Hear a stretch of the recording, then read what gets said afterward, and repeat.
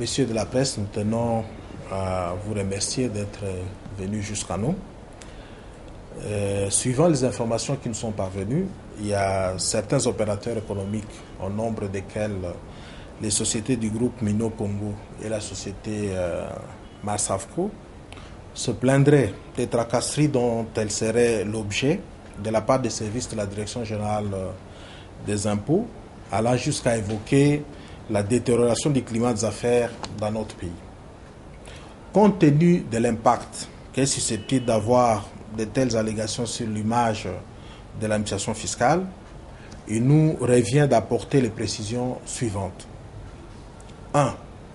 C'est à la suite d'une dénonciation pour fraude fiscale que la Direction générale des impôts a eu à initier à l'encontre de ces entreprises des missions de contre-vérification fiscale, lesquelles ont attesté la véracité des faits dénoncés. 2. Des impositions ont été mises à leur charge à la suite d'une procédure contradictoire, conformément à la loi, et tous les moyens de défense par eux présentés ont été pris en compte. 3. Il apparaît donc, au regard de la loi, que les services des impôts sont bel et bien fondés d'engager des poursuites à recouvrement forcé à leur rencontre dans le souci de rétablir l'état dans ses droits.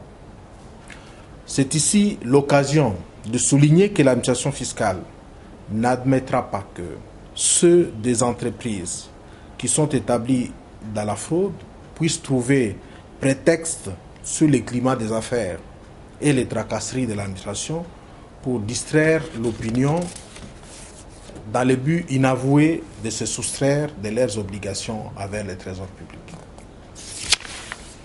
Aussi, l'administration fiscale indique-t-elle que ces services ne ménageront aucun effort pour appliquer la loi avec toute la rigueur requise, de manière à relever les défis de mobilisation des recettes nécessaires pour le financement du programme du gouvernement de la République. Par ailleurs, l'administration fiscale attire l'attention des assujettis qui s'évertueraient à procéder à la minoration de la TVA due au Trésor, qu'elle lance dès cette semaine des missions de contrôle afin de rétablir l'État dans ses droits.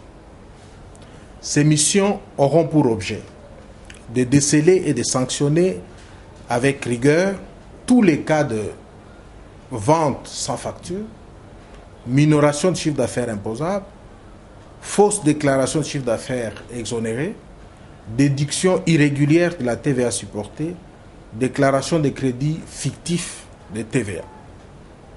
Enfin, la DGI réaffirme sa disponibilité à poursuivre un partenariat constructif pour l'intérêt aussi bien des opérateurs économiques que de l'État congolais.